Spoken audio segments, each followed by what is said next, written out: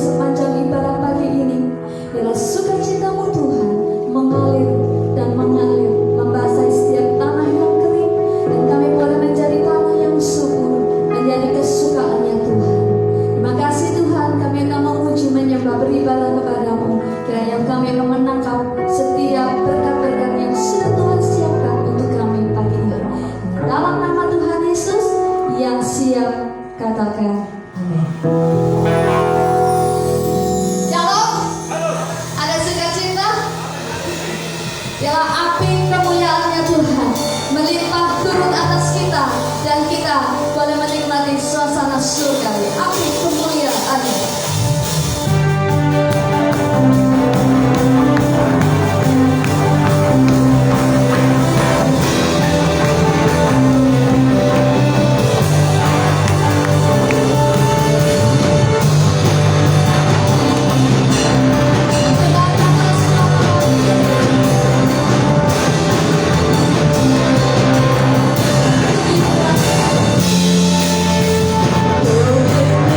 Rasa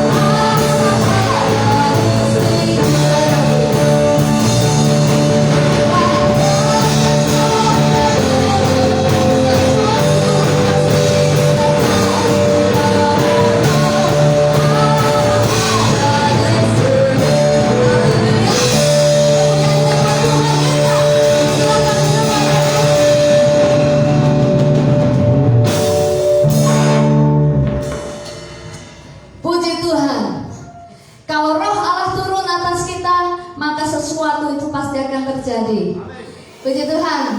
Ada amin? Mari menyiapkan hati kita untuk mendengarkan firman Tuhan. Biarlah kiranya Roh Kudus yang akan berbicara kepada kita melalui firman-Nya.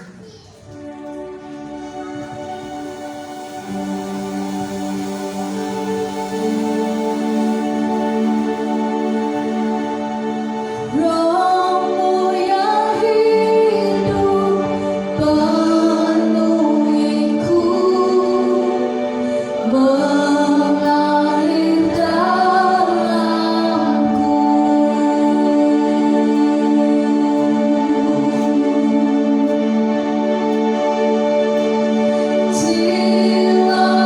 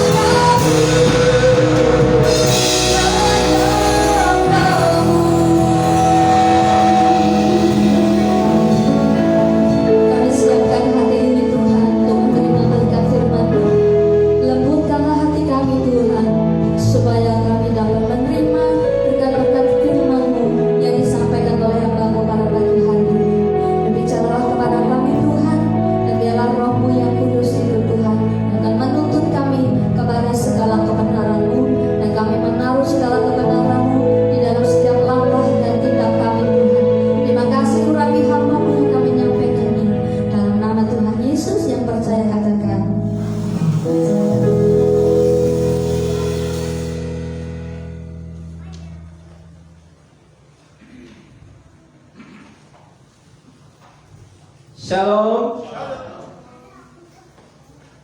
Shalom ada. Luar biasa.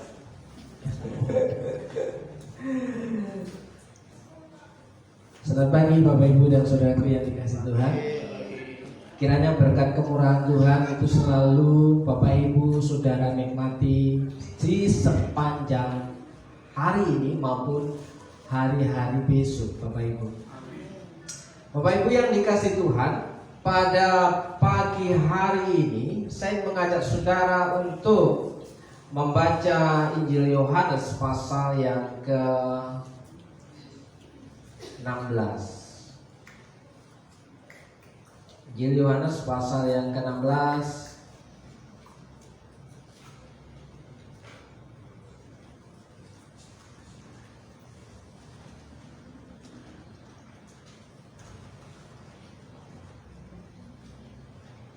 ayat yang keempat B sampai dengan ayat yang ke-15.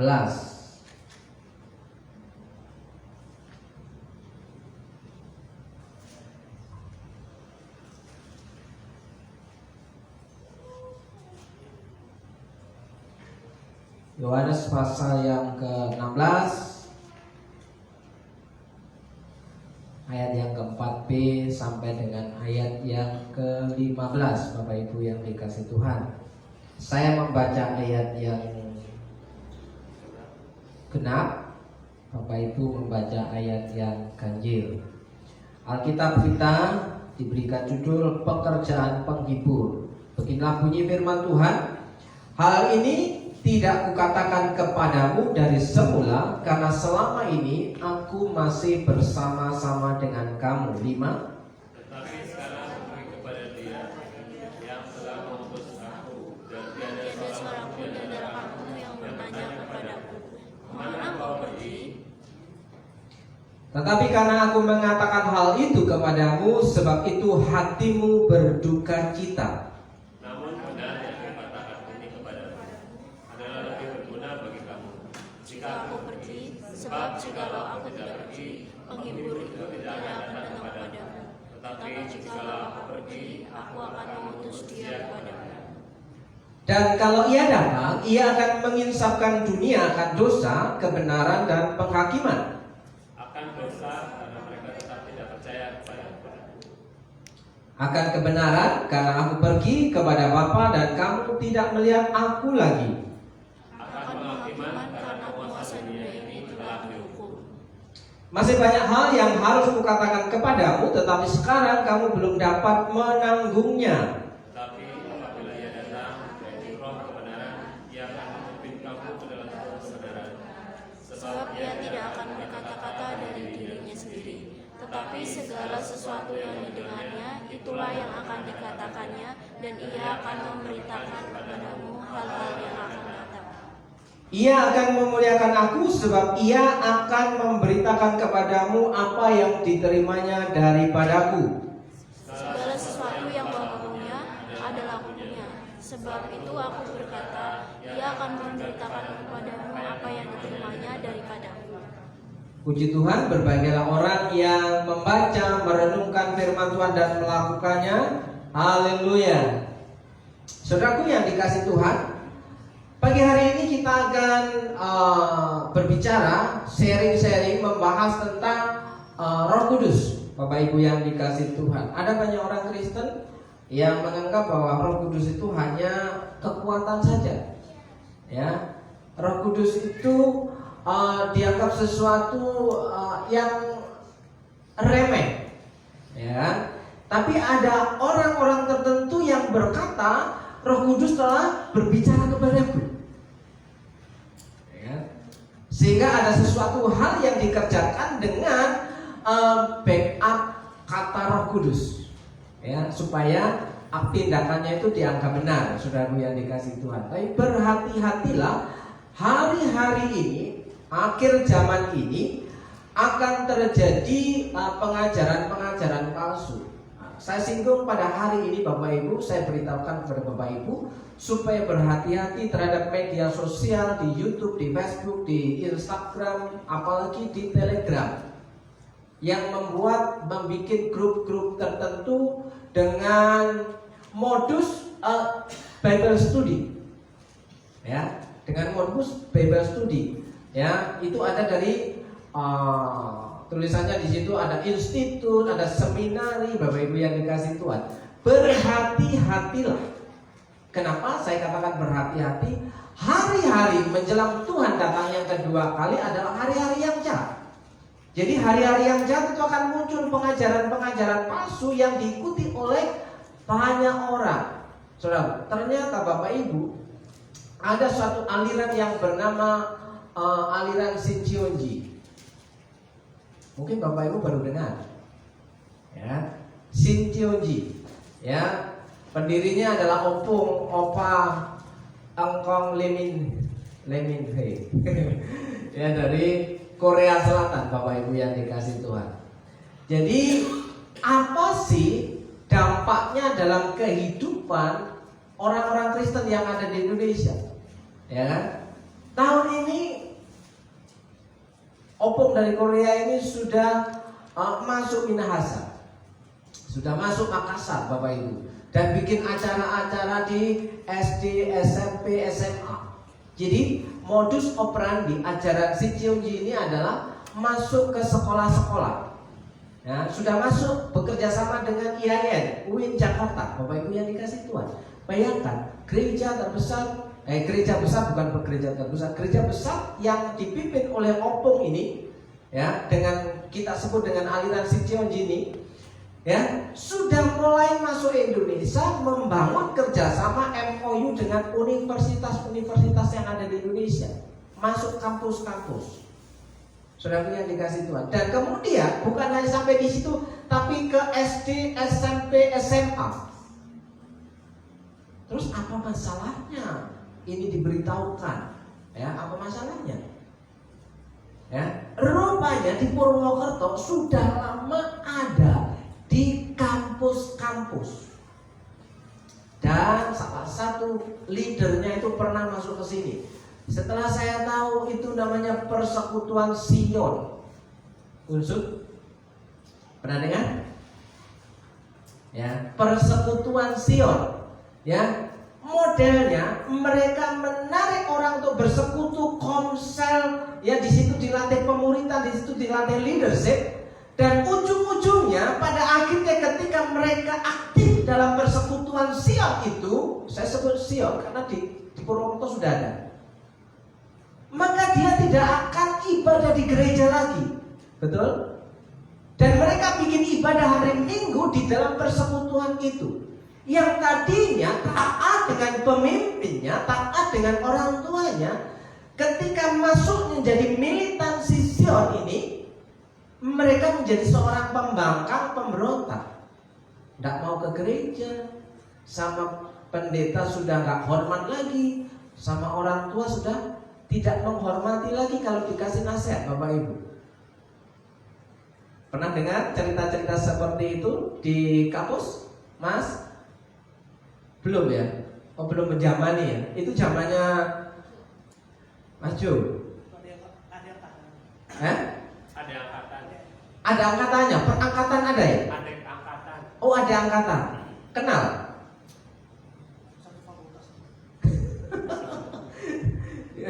Nah, di sini saudaraku, pengajaran awal-awalnya bagus. Yang pertama Bapak Ibu, pengajarannya itu menceritakan tentang perumpamaan tentang Tuhan Yesus. Yang Tuhan Yesus ajarkan tentang perumpamaan. Jika itu yang terjadi dengan persekutuan, dengan kursus-kursus Alkitab, ya, Bapak Ibu berhati-hati. Ya. Pengajaran pertama itu menjelaskan tentang perumpamaan yang ada di Injil. Pengajaran kedua masih lanjutan perumpamaan, dan pengajaran yang ketiga akan muncul sosok bahwa orang yang sudah masuk grup ini, ya, anggota persekutuan ini, anggota gereja ini, dikatakan kamu adalah benih ilahi. Jadi orang yang ada di luar sana adalah benih setan. Jadi benih ilahi dengan benih setan tidak bisa bersatu. Seperti mengutip ayat firman Tuhan bahwa terang dan gelap tidak bisa bersatu, saudaraku yang dikasih Tuhan. Nah, berhati-hatilah karena di Purwokerto sudah banyak. Dan itu akan masuk gereja 1 kali, 2 kali, 3 kali, tapi ketika tidak mendapatkan pengikut, dia akan keluar lagi dan tidak akan masuk lagi. Kesini sudah 2-3 kali. Ya, tapi tidak bisa merekrut, akhirnya dia nggak datang lagi, saudaraku yang dikasih Tuhan. Ya, saya ikuti. Nah, apa dampaknya? Ya, pada suatu akhirnya orang ini akan diwisuda. Ya, akan diwisuda menjadi pengikutnya Shincheonji ini. Ya? Dibaptis ulang. Baptis Bapak Ibu tidak sah. Ya, dibaptis ulang, ya. Nggak tahu dengan nama siapa baptisan yang kedua itu. Ya.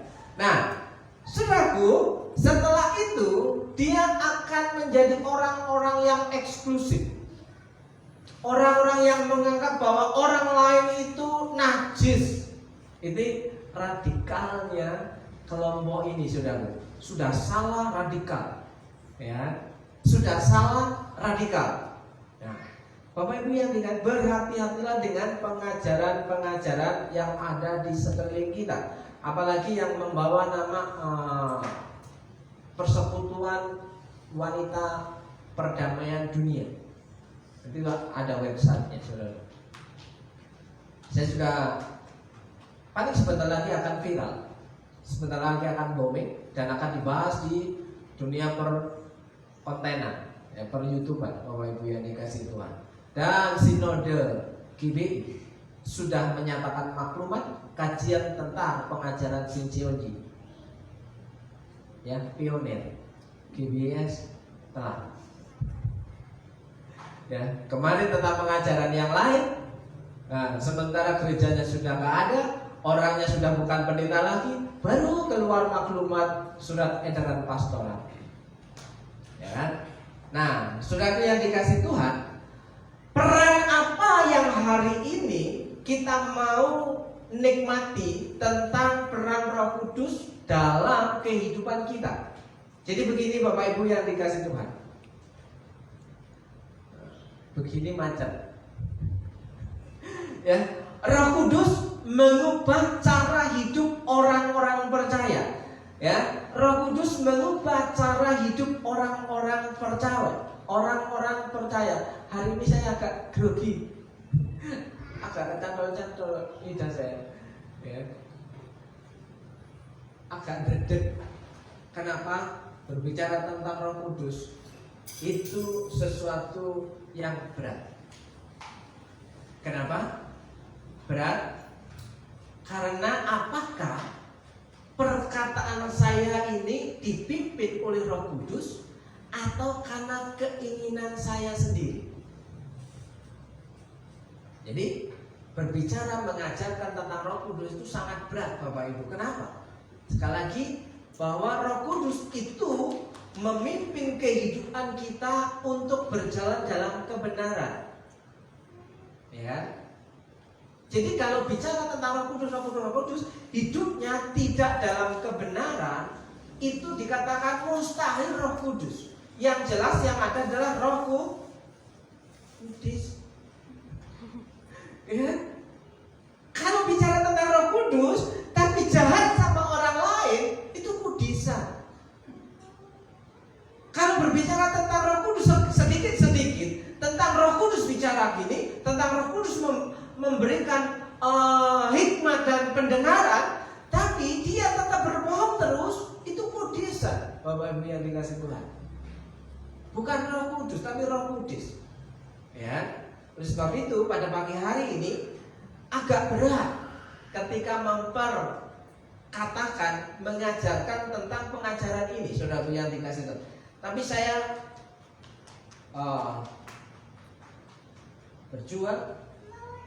berdoa apa yang saya katakan hari ini sesuai dengan maksud Alkitab. Ya, Roh Kudus mengubah cara hidup orang-orang percaya. Percayakah saudara bahwa saudara itu adalah orang-orang percaya? Orang-orang percaya itu orang-orang beriman. Nah, hai orang-orang beriman. Kalau saudara pernah mendengar satu firman yang berkata, hai orang-orang beriman, itu artinya, hai orang-orang percaya. Percaya kepada siapa? Percaya kepada Tuhan yang kita kenal dengan satu nama, Yesus Kristus. Ya. Tuhan Yesus Kristus, saudaraku yang dikasih Tuhan. Jadi hari ini bagaimana ketika kita mentuhankan, menyebut Yesus itu sebagai Tuhan, apakah hidup kita itu cocok? Ya, kalau cocok artinya kita sedang dipimpin oleh Roh Kudus. Kalau tidak cocok artinya kita sedang dipimpin oleh Roh Kudus. Ya, kenapa? Roh Kudus memimpin hidup kita kepada kebenaran, saudaraku yang dikasih Tuhan. Jadi pastikan bahwa Roh Kudus yang ada dalam hidup saudara, dalam kehidupan saudara itu mengubah cara hidup orang-orang percaya. Biasanya begini. Asal percaya kepada Tuhan Yesus, asal percaya kepada Yesus sebagai Tuhan dan Juru Selamat, aku pasti selamat. Aku pasti selamat kalau mau percaya kepada Tuhan Yesus. Ya. Itu yang pertama, asal-asalan. Ya, kenapa asal-asalan? Ya, cara berpikirnya tidak berubah, cara bertindaknya tidak berubah, kelakuannya tidak berubah, tapi ngomong bahwa aku percaya bahwa Yesus itu adalah Tuhan. Percayakah saudara kata Tuhan itu ya dalam Alkitab memiliki arti apa? Tuhan itu Raja. Sekali lagi, Tuhan itu Raja, Tuhan itu Tuhan, Tuhan itu sesembahan, Tuhan itu yang berkuasa dalam kehidupan kita. Jadi kalau kita menyebut Yesus itu Tuhanku, berarti aku siap diperintah oleh Tuhan. Seberapa banyak di tempat ini yang mengaku bahwa Yesus itu Tuhan? Ya. Seberapa banyak orang Kristen yang mengaku bahwa Yesus itu Tuhan? Kalau Yesus itu Tuhanmu, ya, apakah Yesus itu berkuasa atas hidupmu? Itu pertanyaannya. Atau kita yang sedang menguasai Yesus? Yesus kita atur-atur, Tuhan itu kita atur-atur. Ya, Tuhan, tolong, aku mau ke sini. Ya, sekali lagi, ya. Bisa jadi Tuhan itu bisa jadi satpam, Tuhan itu bisa jadi dukun, Tuhan itu bisa jadi apa? Pengawal, bodyguard, ya kan? Tuhan yang kita atur-atur. Ya kan? Tapi kalau Tuhan itu sebagai Tuhan, majikan dan bos, harusnya kitalah yang melayani Tuhan. Kitalah yang siap diperintah-perintah oleh Tuhan. Apakah, pertanyaan kita sadar selama ini yang mengaku sebagai orang Kristen, yang menganggap Yesus itu Tuhannya, apakah Tuhannya itu memerintah kita atau kita yang memerintah Tuhan? Nah, seberapa kita tahu Tuhan memerintah hidup kita? Ya, kalau kita mau jujur, ya, Alkitab berkata, firman Tuhan berkata, barang siapa tidak mau bekerja, janganlah ia makan. Ayat Alkitab toh, barang siapa tidak mau bekerja, janganlah ia makan. Kalau ayat Alkitab itu firman Tuhan bukan? Bukan.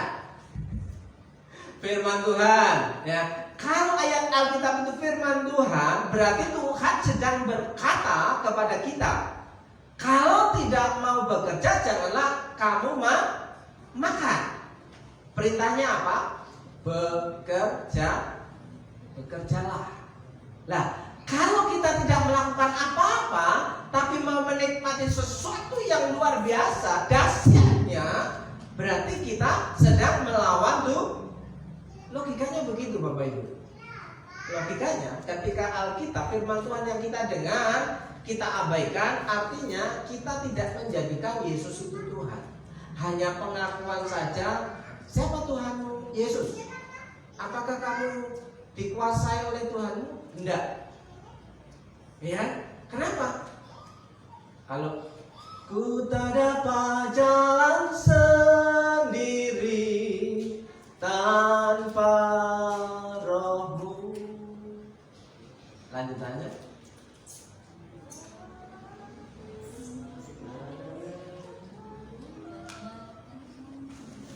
Ketinggian ya.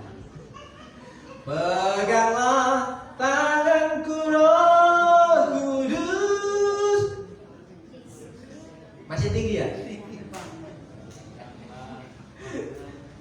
Peganglah tanganku Roh Kudus. Sudah lengkap belum? Belum ya? Oke, Bapak Ibu yang dikasihi Tuhan. Ketika kita menjadikan Yesus sebagai Tuhan, tangan kita itu dituntun oleh Tuhan, bukan jalan sendiri. Ku tak dapat jalan sendiri, ya kan? Kita selalu dituntun oleh Tuhan. Masalahnya, aku sudah gede, malu kalau dituntun ya dia. Malu kalau dituntun ya. Apalagi digandeng sama ibunya, apalagi dirangkul sama ibunya, ya. Ibu masih mending kan, apalagi kalau bapaknya. Ih bapak ini, gitu kan. Malu dengan bapaknya sendiri malu. Tapi kalau dengan anak orang kok gue bangga, gandeng. Bangga dengan anak orang, dengan bapak orang. Jadi sugar. Oh, sugar daddy. Bangga. Tapi dengan bapaknya sendiri, orang tuanya sendiri sering kali merasa risih, merasa malu ketika digandeng. Ya, katanya itu mengibaratkan seperti kita mempercayai Tuhan, mempercayai Yesus itu sebagai Tuhan dan Raja. Ketika Tuhan mau tuntun kita, kita ngomong, aku mau jalan sendiri saja Tuhan. Karena kalau jalan sama Tuhan nggak enak. Kenapa sih kok nggak enak? Ya, aku nggak bebas. Betul nggak? Sama aja. Anak sudah mulai menginjak dewasa ketika diajak orang tuanya, enggak lah, aku mau makan sendiri aja, mentahannya aja mak. Diajak mamanya, bapaknya makan bareng, malah minta mentahannya, bikin acara sendiri, lebih enjoy dengan dunianya sendiri. Sementara bapak mamanya sudah mempersiapkan makanan yang terbaik, mau milih apa aja bisa. Tapi kalau minta mentahnya aja hanya cukup dengan angka itu, nominal itu. Ya udah, ini kamu makan sendiri 20.000 nasi padang. Nggak bisa milih lagi, di sini cuma nasi padang, es teh dan kerupuk, iya kan? Tapi kalau kita duduk bareng bersama bapaknya dengan ibunya, Ma, apa? Tambah ini ya, tambahlah. Tanya lagi bapaknya, Pak, boleh tambah ini? Sudah minta persetujuan mamanya, ini minta persetujuan bapaknya, double. Ya, boleh, boleh. Masih bisa nambah. Tapi banyak orang nggak mau. Itu gambaran seperti kita kepada Tuhan. Tuhan mau tuntun kita kemana? Tuhan mau ajak kita ke padang gurun atau padang rumput? Padang gurun guys. Padang rumput, ya kan? Ke padang rumput yang hijau. Tuhan adalah gembalaku, takkan kekurangan aku. Ia membaringkan aku di padang rumput yang hijau. Nah, ketika Bapak Ibu Saudara berpikir, Bapak aku rindu dibawa ke padang rumput yang hijau, kira-kira ada keinginan nggak? Tuhan bawa aku ke padang rumput yang hijau. Padang rumput yang hijau itu menyegarkan, ya, sejuk, ya kan? Pokoknya enak, ya kan? Artinya itu kesejahteraan. Membaringkan aku Ya. Bapak pernah berpikir untuk sampai ke padang rumput yang hijau itu perjalanannya berapa lama? Berapa jauh? Apa langsung ujuk-ujuk kita digendong langsung dia bawa ke padang rumput yang hijau? Itu namanya spring bed. Lu ya kan? Spring bed warna hijau ya, ditaruh ya ini. Ini cuma jarak antara ruang tamu dan ruang kamar tidur. Tapi padang rumput yang hijau itu kadang harus melewati jalan yang gak enak. Ya, di sini kira-kira padang rumput yang hijau itu ada di mana ya? Batu Raden, Aji Barang, Limpak Ruwus. Nah, perjalanan dari sini Batu Raden itu sudah minimal 30 jam. Menit. 30 menit. Minimal 30 menit toh? Iya kan? Tidak langsung 1 sampai 3 menit sampai. Kalau 1 sampai 3 menit itu Indomie seleraku. Itu 3 menitan. Langsung bisa dimakan toh? Tapi kalau mau ke padang rumput yang hijau kita perlu ke Batu Raden dan itu butuh waktu sekitar setengah jam. Dan itu tinggal mau naiknya mau naik apa? Mau jalan kaki, mau naik sepeda, naik becak kuat nggak Pak Ju? Ke Batu Raden? Nggak kuat ya? Ya soro sing goes ya, soro. Ya. Apa naik Grab? Apa naik ojek? Apa naik mobil? Naik trans. Trans. Naik trans. Ya, kalau naik trans kan perlu kita jalan dulu ke tempat halte. Udah angkot aja ya. Jadi deal ya.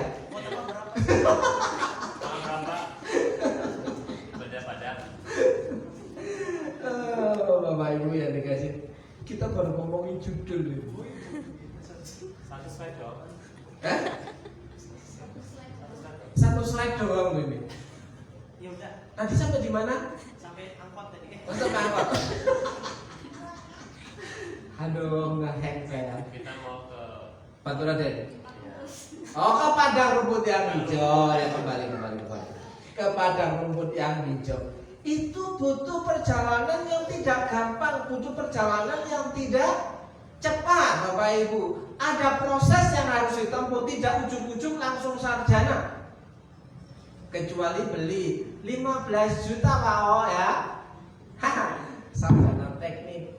Haha, gitu kan. Halo. Tidak ujuk-ujuk langsung wisuda sarjana, sekolah enggak, kuliah enggak, ujuk-ujuk sarjana. Lah kok enak, ya kan? Nah, ngantuk dia. Oke.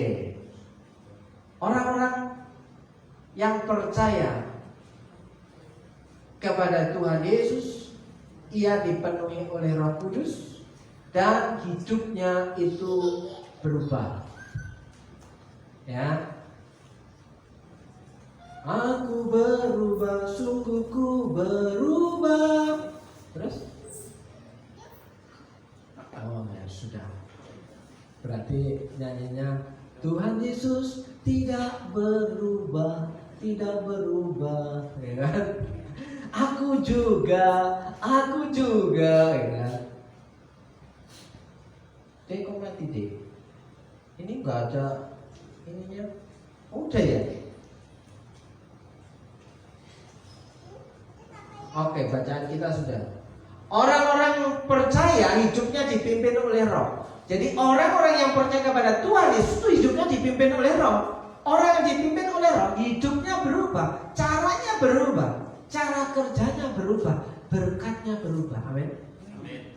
Lu ya, kalau hidupnya berubah, cara kerjanya berubah, berkatnya berubah. Kalau kita percaya Tuhan, hidupnya nggak berubah, cara kerjanya nggak berubah, hasilnya juga akan tak berubah. Iya kan? Nah, siapkah kita berubah? The power of change, ya, the power of change, ya, changing life. Ya, perubahan kehidupan, perubahan kehidupan. Ya, ketika saya mulai memperkatakan bagaimana hidup kita dipimpin oleh Roh, bagaimana hidup kita itu harus ada perubahan supaya tidak stagnasi, ada kemajuan demi kemajuan, bagaimana bisa mencukupi untuk bisa ada sumber pendapatan, pendeta ngomongin sumber pendapatan terus. Loh, ya nggak apa-apa tau, emang pendeta ya makan kok, iya kan? Nah, oleh sebab itu, Bapak Ibu sudah per 2 minggu, apa yang harus kukerjakan supaya hidupku berubah? Apa yang harus kukerjakan supaya hidupku berubah? Nah, saya mulai belajar searching di media sosial, apa yang bisa dikerjakan? Ya, dan ada satu hal yang per 2 minggu ini sedang saya kumpulkan, Bapak Ibu, dan itu tidak sesuatu yang wow, itu sesuatu yang remeh. Berbicara tentang dunia rongsok lagi, ya. Kenapa dunia rongsok lagi? Ya Bapak Ibu pasti nggak akan minat. Kenapa? Nah, wong rongsok kok cuma wakilnya aja yang minat. Halo Win. Iya kan? Orang yang bertekun itu ada hasilnya, ya kan? Bertekun nutuin itu ya. Bertekun nutuin nama kamar tembaga, dikumpulin. Yang bayangkan Bapak Ibu, 10 yang kecil-kecil ya Bu ya. 10 yang kecil-kecil untuk jadi kiloan itu butuh berapa 10? Ya kalau nutuin itu kan ya lama toh. Iya. Tapi barang siapa bertekun akhirnya kumpul juga jadi sekilo juga toh. Nah, seringkali banyak orang tidak menghargai hal-hal yang kecil. Jadi orang-orang yang percaya hidupnya dipimpin oleh Roh Kudus itu menghargai sesuatu yang remeh, ya, supaya hal yang remeh itu bisa menjadi ini bisa menjadi istimewa. Saudaraku yang dikasih Tuhan. Oke. Roma 8 ayat 14, semua orang yang dipimpin Roh Allah adalah anak Allah. Percayakan kau akan hal ini? Semua orang yang dipimpin Roh Allah adalah anak Allah. Barang siapa, Yohanes 1 ayat 12, ada yang awal? Oh, langsung buka cawan. Ayo Diva, buka cepat. Yohanes 1 ayat 12.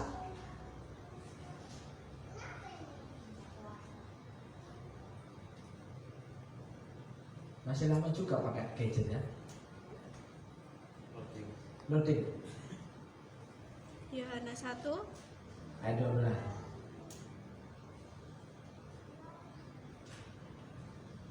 Toko Yohanes 12. Loh, kebetulan. Demikianlah. Ya, demikian. Mas Yo, sudah ketemu belum? Yohanes 1. 1 ayat 12. Tetapi semua orang yang Oh, iya, menerimanya diberinya kuasa supaya menjadi anak-anak Allah, yaitu mereka yang percaya dalam namanya. Tetapi semua yang menerimanya, menerima siapa? Tuhan. Tuhan Yesus Kristus, diberinya Kuasa untuk apa? supaya menjadi Menjadi anak-anak Allah. Nah, di sini semua orang yang dipimpin Roh Allah adalah anak Allah. Jadi orang yang percaya di dalam namanya, dalam nama Yesus itu harusnya hidupnya dipimpin oleh Roh Allah supaya nama anak Allah itu tetap tersemat. Kamu anaknya siapa sih? Ya kan? Anaknya Allah. Ya kan? Wah, sesat nih. Masa Allah punya anak? Ya kan? Maksud Allah itu diperanakkan, ya. Diadopsi, diangkat menjadi anak ketika percaya kepada Tuhan Yesus. Jadi kalau sudah diangkat menjadi anak, punya hak waris. Oke, kalau punya hak waris itu bisa hilang atau enggak? Bisa hilang enggak? Kalau dikeluarkan dari kakaknya iya. Kamu tidak kucoret dari kakak keluarga, kartu keluarga, sudah tidak menjadi anggota keluargamu lagi. Ya, artinya sudah tidak mendapat hak waris lagi. Ya, kenapa? Karena ada lain dan sebab, karena ia tidak mau mengakui dia sebagai orang tuanya. Nah, pertanyaannya, apakah kita masih ada kakaknya Tuhan Yesus? Ya kan? Apa masih ada? Di kakaknya Tuhan Yesus tertulis dalam buku kehidupan itu. Anak Allah dipimpin Roh Allah. Galatia 5 ayat 18. Akan tetapi jikalau kamu memberi dirimu dipimpin oleh Roh, maka kamu tidak hidup di bawah hukum Taurat. Di bawah hukum Taurat itu kaku, saudaraku, kaku. Ya, kenapa kaku? Yang nggak bisa dibelok-belokkan. Bukan berarti dalam hukum kasih karunia itu bisa dibelok-belokkan, tapi tingkat kelenturannya berbeda. Ya, di dalam hukum Taurat, ya, setiap pria dalam 1 tahun dia harus pergi ke bait Allah. Itu menurut Israel. Ya, pulang kampung ke bait Allah. Untuk apa? Mengadakan korban persembahan 3 kali dalam setahun. Ya, artinya mudik kan. Ya. Sekarang yang punya kampung apakah mudik? Saya mau pengen mudik. Entah mudiknya ke Malang, entah ke surga. Nah, saudaraku yang dikasihi Tuhan. Jadi ada satu hal yang harus dikerjakan dan tidak boleh tidak. Kalau tidak dikerjakan, hukum Taurat itu akan mengalami hukuman, akan mengalami reward, ya, akan mengalami bahaya. Ya. Kuduskanlah hari Sabat. Kalau tidak menguduskan hari Sabat, maka ia akan kena hukuman. Bayangkan Bapak Ibu ribetnya.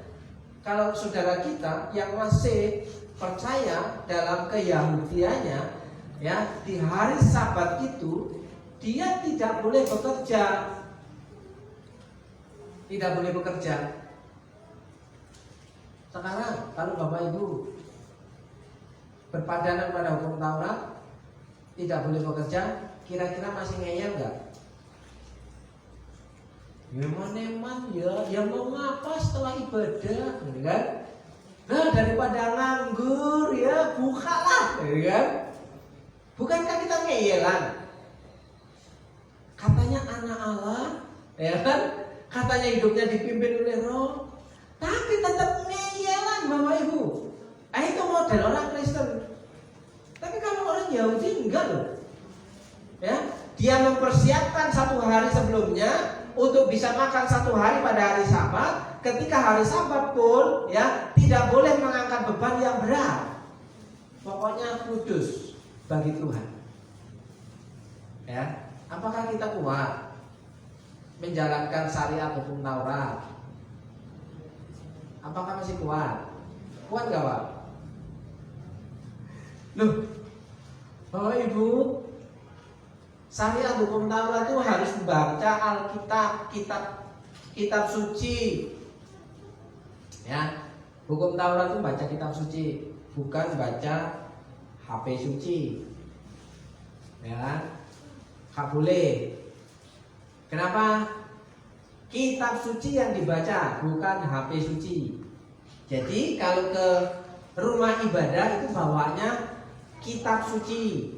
Sekarang berapa persen di tempat ini yang membawa kitab suci? Loh kan? Sudah gak Taurat lagi toh? Sudah gak syariat lagi toh? Banyakan yang sudah keluar daripada syariat Taurat. Nah, Bapak Ibu yang dikasih Tuhan, jikalau kamu memberi dirimu dipimpin oleh Roh, maka kamu tidak hidup di bawah hukum Taurat. Tapi juga jangan kebablasan. Ya kan? Coba kalau ditanya, Alkitab yang di rumah ditaruh di mana? Ya, di tas, gak dibuka, buka itu kan? Ya. Terus Galatia 5 ayat 25. Jikalau kita hidup oleh Roh, baiklah hidup kita juga dipimpin oleh Roh, tetap dipimpin oleh Roh. Jadi Roh Kudus yang hari-hari ini menjelang hari perayaan Pentakosta, Bapak Ibu di gereja-gereja lain, khususnya di gereja ibu saya, di gereja Kristen Jawi Wetan, itu sama dengan GKJ, ya, sedang merayakan hari raya undu-undu. Hari raya undu-undu itu hari raya panen raya menjelang Pentakosta. Nah, hasil panennya, hasil kerjanya, hasil jerih rayanya itu ada ungkapan syukur yang dibawa ke rumah Tuhan. Di GBIS ini sudah pernah ada belum hari raya unduh-unduh, hari raya bungaran, hari raya hasil pertama? Jangan-jangan nanti terpengaruh dengan pengajarannya yang di Jakarta. Seluruh gajimu di bulan pertama, di bulan Januari harus dipersembahkan kepada Tuhan. Enggak kayak gitu saya. Mau persembahan, enggak persembahan silakan. Iya dong. Ada nggak yang kayak gitu? Ada. Gaji bulan Januari full version harus menjadi hari raya unduh-unduh. Itu juga kebablasan. Nah, makanya apa? Kalau gajinya semuanya jadi persembahan, ya kan? Pernah dengar nggak Mas Jo? Belum ya? Nanti pribadi aja saya ajak. Oke, Bapak Ibu, ini masih prolog. Yang pertama, Roh Kudus memimpin hidup kita. Tuhan tidak meninggalkan. Ya, artinya Tuhan tidak pernah meninggalkan. Kenapa? Karena pada waktu Yohanes pasal 16 ini dikatakan, dicatat, itu mengisahkan bahwa Yesus masih ada. Dan Tuhan Yesus berkata, kamu berduka cita ketika aku bilang aku mau pergi ke surga. Padahal Yesus berkata, kalau aku tidak pergi sia-sia kamu. Ya, maka sini yang pertama, peran yang kita dapatkan daripada Roh Kudus bahwa ya, orang-orang yang percaya kepada Tuhan itu dipimpin hidupnya oleh Roh, dan Roh itu mengubah cara hidup orang-orang percaya. Ya, hasil yang kita dapatkan ketika kita percaya kepada pimpinan Roh, Tuhan tidak meninggalkan. Ya. Tetapi karena aku mengatakan hal itu kepadamu, sebab itu hatimu berduka cita. Kalau mau ditinggal pergi kan biasanya kita nggak rela, ya kan? Kalau kita mau ditinggalkan, kita jelasnya nggak rela. Ya. Kalau mau ikut ribet, ya. Kalau mau ikut ribet nggak, Dim?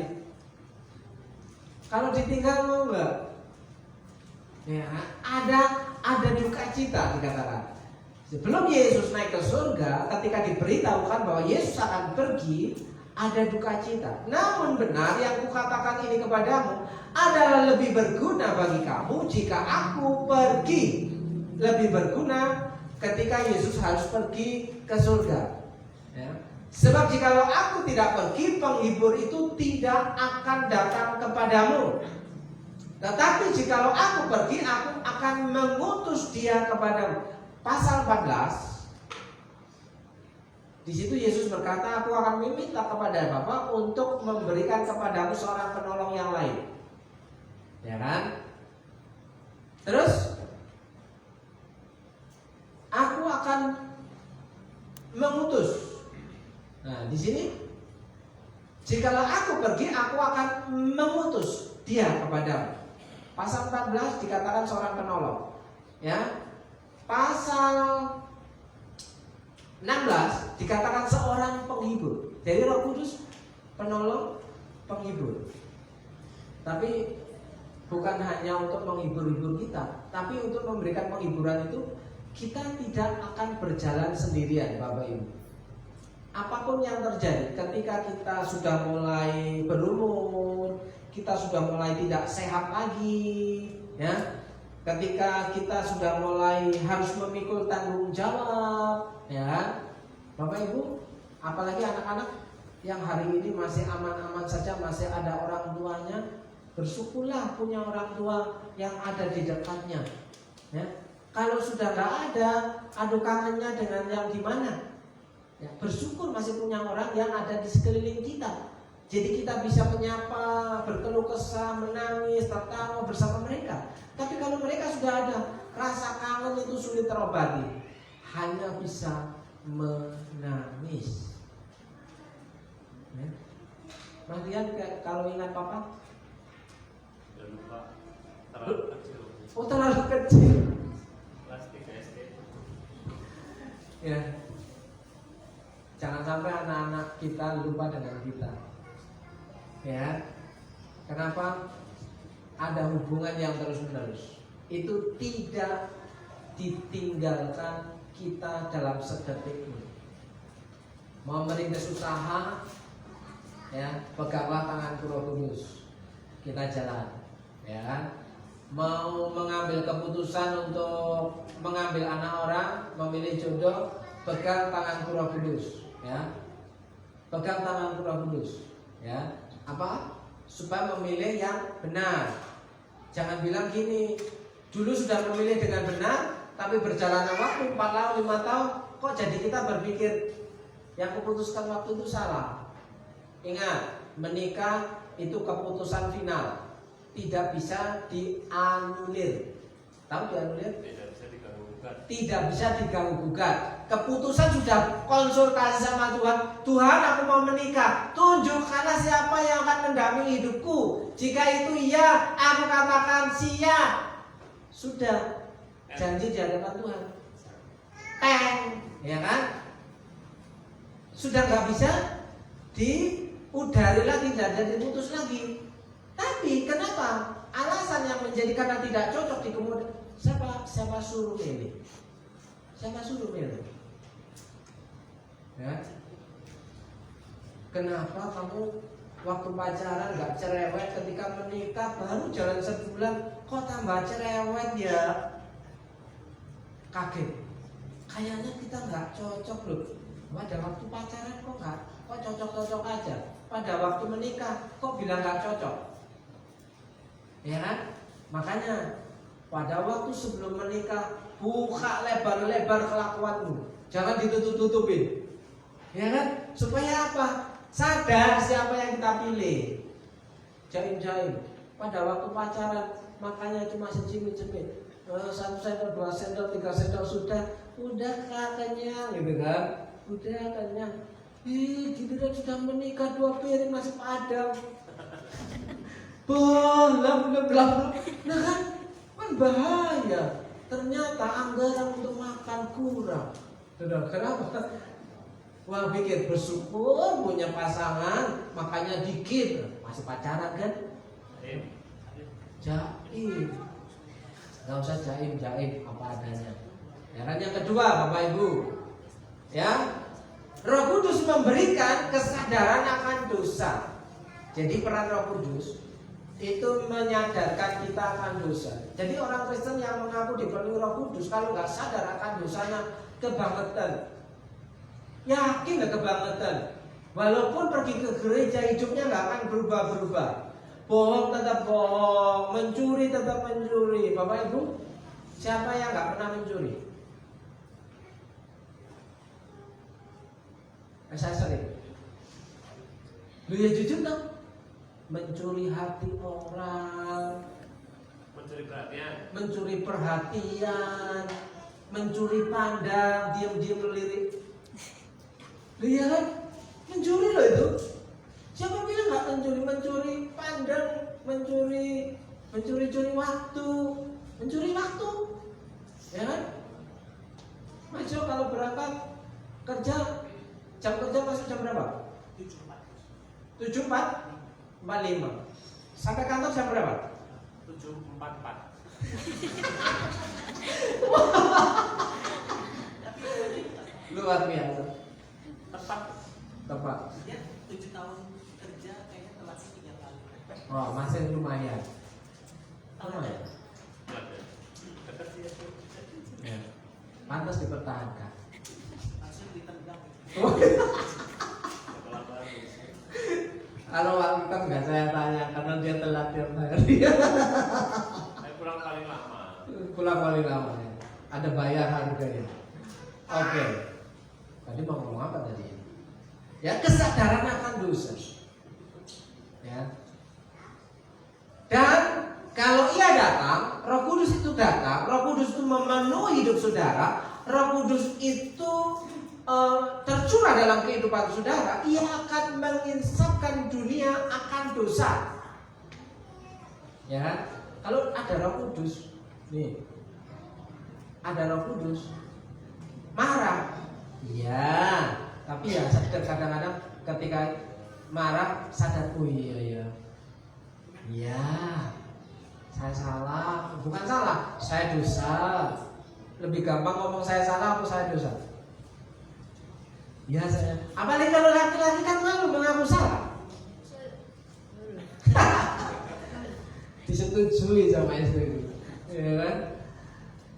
Ya, menginsapkan akan dosa, kebenaran, ya, yang dipenuhi Roh Kudus itu dalam kebenaran dan penghakiman, ya.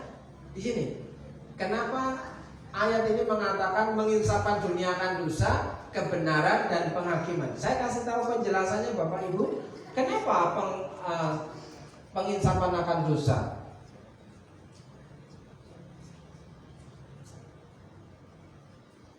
Akan dosa ayat 9. Karena mereka tetap tidak percaya kepadaku. Jadi orang yang tidak percaya kepada Tuhan itu dosa. Akan dosa ayat 9. Karena mereka tetap tidak percaya kepadaku. Apakah kita masih percaya Tuhan Yesus? Ya kan? Terus kebenaran. Kebenaran. Akan kebenaran. Karena aku pergi kepada Bapa dan kamu tidak melihat aku lagi. Kebenaran apa? Tuhan Yesus naik ke surga. Itu suatu kebenaran. Penghakiman. Akan penghakiman. Karena penguasa dunia ini telah dihukum. Percayakah bahwa penguasa-penguasa yang ada di dunia ini berada di bawah hukuman? Ya, mereka tidak berkuasa lagi atas hidup kita kalau hidup kita dipimpin oleh Roh Kudus, saudaraku yang dikasih Tuhan. Dan yang terakhir, hidupku berubah. Yohanes 16 ayat 13. Tetapi apabila ia datang, yaitu Roh kebenaran, ia akan memimpin kamu ke dalam seluruh kebenaran. Memimpin kamu ke dalam seluruh kebenaran. Sebab ia tidak akan berkata-kata dari dirinya sendiri, tetapi segala sesuatu yang didengarnya itulah yang akan dikatakannya, dan ia akan memberitakan kepadamu hal-hal yang akan datang. Jadi Roh Kudus itu memberikan kita hikmat untuk mengetahui hal-hal, bisa memprediksi, ya, bisa memprediksi atau mengetahui paling tidak, oh setelahnya akan terjadi ini. Oh kalau aku gak kerja, aku akan kesulitan untuk makan yang enak. Tapi makan tetap bisa. Tapi aku akan kesulitan untuk memilih makanan. Kenapa? Karena aku tidak kerja.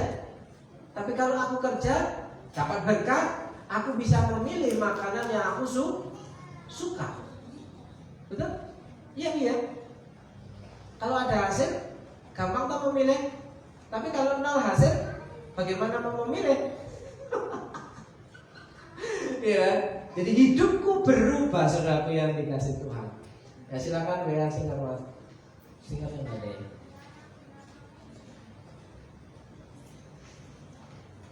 Bapak Ibu yang dikasih Tuhan, syarat terjadinya perubahan itu adalah dipimpin Roh kebenaran, Roh Kudus, Roh penolong, ya, Roh penghibur.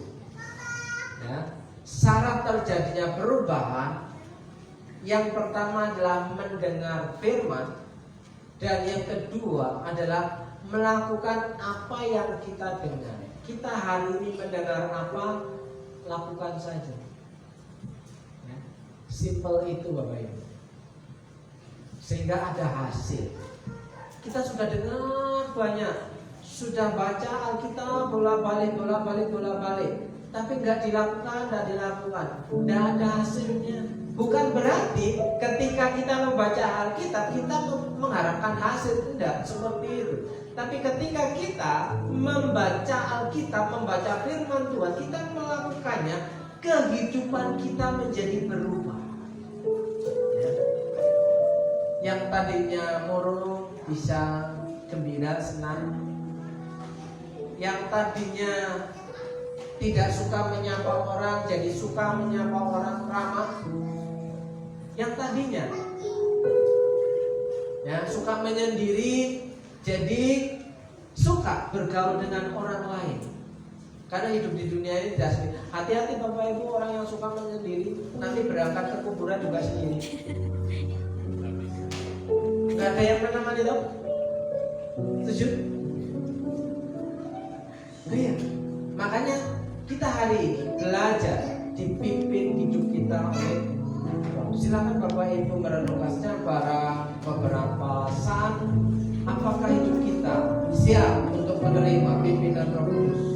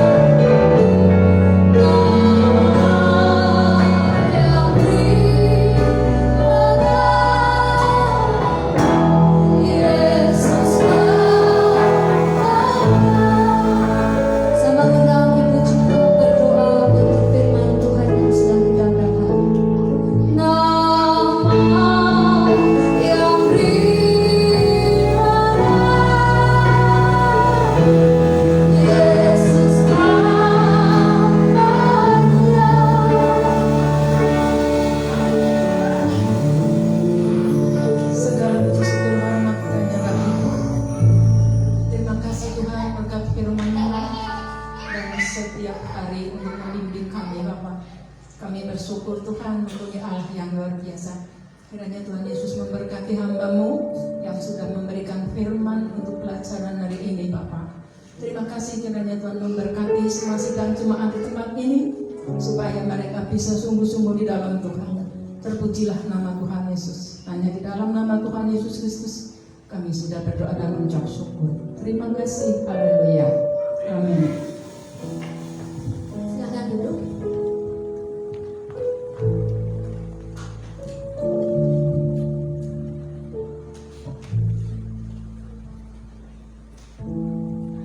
Puji Tuhan, kita sudah diberkati dengan firman Tuhan. Ada amin, haleluya. Saatnya kita akan memberikan persembahan. Dan kepada para petugas silakan untuk maju ke depan. Mari kita berdoa terlebih dahulu. Bapa di dalam surga, dalam nama Tuhan Yesus, terima kasih untuk berkat yang Tuhan alirkan sepanjang ibadah ini, terutama berkat firman Tuhan yang sudah kami dengar. Saatnya kami akan memberikan yang terbaik yang kami miliki bagi Tuhan. Kiranya Tuhan memberkati dengan berlimpah-limpahnya setiap tangan yang menabur dengan sukacita. Dalam nama Tuhan Yesus Kristus, amin.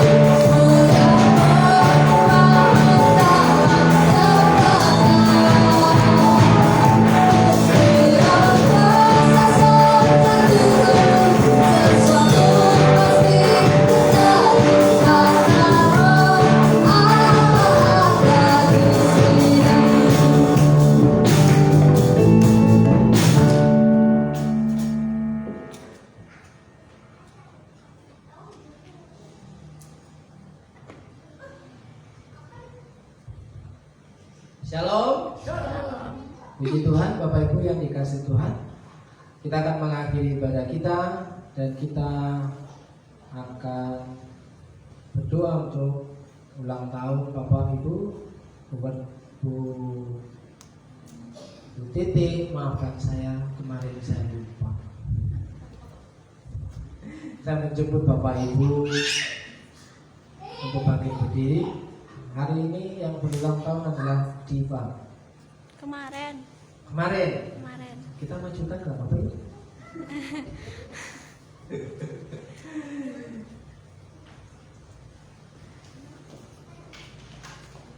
Saya menyebut Bapak Ibu untuk bangkit berdiri dan kita akan berdoa bersama-sama untuk mendukung, memberkati orang-orang yang kita kasih. Bapa di surga yang kami kenal di dalam satu nama Tuhan Yesus, kami berdoa pada hari ini untuk Ibu Titi dan Diva yang Tuhan sudah izinkan untuk menikmati hari yang baru. Kiranya Tuhan memberikan kehidupan yang damai sejahtera, hidup dalam pengucapan syukur sukacita. Berkati kehidupan Bu Titi dan Diva sehingga dapat menikmati hidup yang sehat, hidup dalam kemurahan Tuhan, dan Tuhan ada di tengah-tengah kehidupan. Terima kasih Bapa di surga.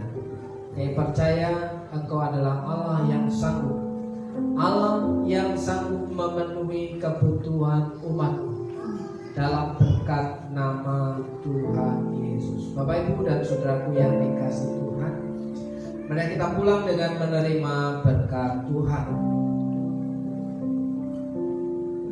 Jika engkau baik-baik mendengarkan suara Tuhan Allahmu dan melakukan dengan setia segala beritanya yang kusampaikan kepada pada hari ini, maka Tuhan Allahmu akan mengangkat engkau di atas segala bangsa di bumi. Segala berkat ini akan datang kepadamu dan menjadi bagianmu jika engkau mendengarkan suara Tuhan Allah. Dalam berkat nama Yesus, Tuhan memberkati engkau, Tuhan melindungi engkau, Tuhan menyinari engkau dengan wajah-Nya dan memberi kasih karunia